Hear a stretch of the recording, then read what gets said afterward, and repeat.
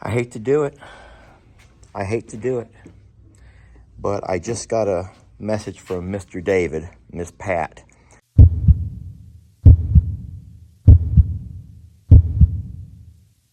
And Millie and Fiona are across the street.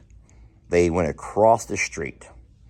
And so now Millie and Fiona will have when I get home, I have to establish a perimeter, and they get an acre from wherever I plug this thing in at.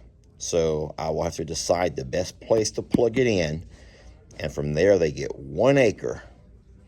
Guys, it seems cruel, and there will be times when I'll take them off if I want to do something with them, but I cannot take a chance on something bad happening, because they start wandering around, and before you know it, they've gone off too far. So I'm not sure how you all are going to feel about this, but ultimately this is for Millie and Fiona's their best interest. My friends, they are beginning to roam too far, maybe out of curiosity, but we bought something today. I want to explain to you how it's going to work. This is what they call a compact wireless fence, and we bought enough to where the dogs have just over 100 foot of yard space they can play in safely. And then they have collars that will let the dogs know when they are exceeding that 100, we're just gonna say 100-foot area. This is the location that I put the transmitter. And so I'm gonna measure 100 feet in every direction. And what I'm supposed to do is set down a white flag at the boundary. So at first, oh, it's very windy, hold on. So what I'm going to do is measure off 100 foot in every direction from the transmitter, and then I will put down a white flag. Now the white flags will help us train the dogs to know when they're getting close enough and they need to be, use caution before they go any further.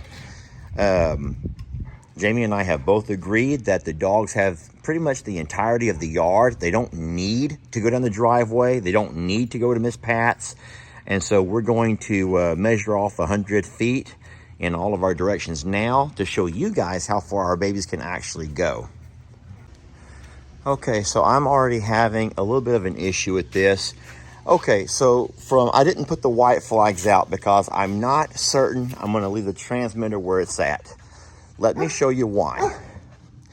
All right, so if I were to leave the transmitter along this spot over here, the dogs can go almost as far as the fence over here. They can go this way as far as the goat fence. So this side of the yard, they can pretty much go around the entirety of this section of our yard, our vehicles, driveway. This area that you see here is about the range of how far they can go. But here's the problem.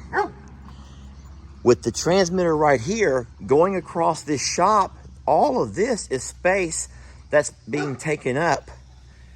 And all that they can travel, hold on one second, please. One-handing this. And so all they can do is travel as far as the back side of Jamie's garden.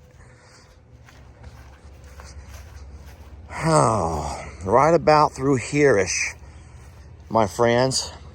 And so this over here is our 100 foot from the transmitter. And so even though you're saying, Lester, that's plenty of yard, what I know is that they love to run down and run around and play through here. They love going over through here. And with this particular transmitter at its range of just over 100 feet, most of this part of the yard, which is our more active side of the yard, is going to be off limits to them. Okay, where the transmitter's at now, they can go to almost the entirety of the other side of the yard, all the way down past the rocks, but they can only go about halfway to the little ditch right there in front of us. And that means they're being cut off from all the backside fencing, They're being cut off from the goat area where we feed and we water our animals. So what I think that we should do is think to ourselves, which side of the yard would we rather them spend most of their time on? And in saying so, if we put our transmitter here by the RV, now they have access to the entire fence line of goats, ostriches, all the way across this entire yard to them is able to be played and played in. They got plenty of shade. They have their water. They have just where they lay around. They have the inside of the shop.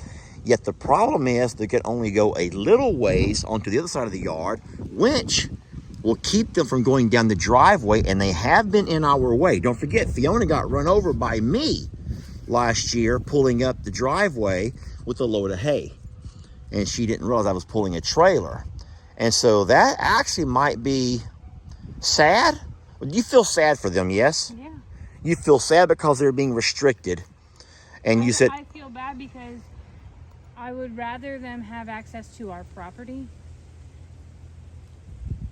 And this color doesn't allow that. Christmas! Can we ground this off? That'd be great. And can the goats get one? So the only way to do this where they can have complete access of the entire property would be fencing around the entire property. And that's not, that is not financially, I'm just gonna walk away. Why? That is not financially feasible. So I'm just trying to think what's in the dog's best interest.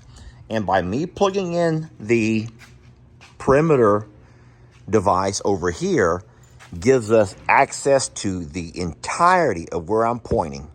They know they can go as far as any fence line and not have to deal with any kind of vibration, no noise, and especially no shock, which we're never going to put on a shock level anyway. So they can be trained to know that this over here is the safe zone.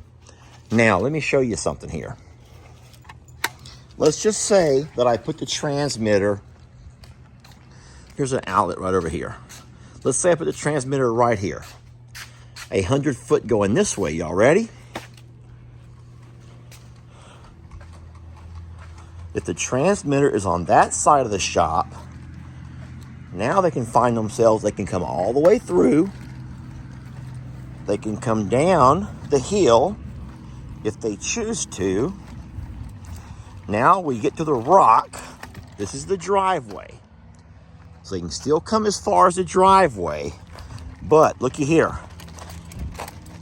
Right here is our 100-foot line. And so this over here would be the extent. They can still play along the hill. Guys, you can see for yourselves. Look on the hill. Look at all the stuff they play with. They drag, that's where they like to play anyway. They spend all of their time playing right along that hill. Look at all the stuff they drag everywhere. They can still go out to around where the vehicles are at. But what they cannot do is make their way down towards the pond, which is kind of sad because we know they like the pond. We know they like hanging out when I do my chores. They go to the barn. But what the problem is, they're going over to Miss Pat's. They're going past Miss Pat's home. They're getting in trouble with the neighbors, the other neighbors. So I'm not any happier about this than what you are. I'm like Jamie. I wish they just knew they had access to the entire property. But unfortunately, they're curious, and they want to go further than our property line. And we cannot financially right now afford to put fencing around the entire 20 acres. That just doesn't make, that's not feasible. That's not feasible. And worst case scenario is we do nothing. We just hope that they'll be okay. We have neighbors who start to hate us, and then we end up coming home one day finding that one of our dogs are gone or been run over. And so as angry as you want to be, or as angry as Jamie is, I really do think the wisest thing to do would be to confine the dogs to our actual yard, and that would include this hill. What I can do is walk it over. If we knew it was 40 feet to here, Let me go ahead and go another 60 feet this way to see how far they could come. Yeah, so they have access to all around the trees, the cars, right about 60. So they can come all up through here. This is all still accessible to them, my friends. And come on, that's a pretty darn good yard. That would make most dogs envious to know they get that much yard. So I don't think we should make more out of this than what it is. This is the best thing to do for our dogs. And we're gonna try this. I'm hoping to have your support. We're not gonna have to do anything with Christy because she doesn't go anywhere. She's content to be right here doing what she's doing right there. All right, we will let you guys know how this goes. My biggest battle is gonna be that one right there. That's gonna be the tough one right there. That's gonna be a tough sell.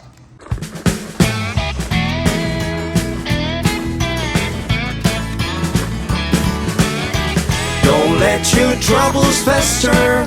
Come watch Longhorn Lester. Yeah, something like that.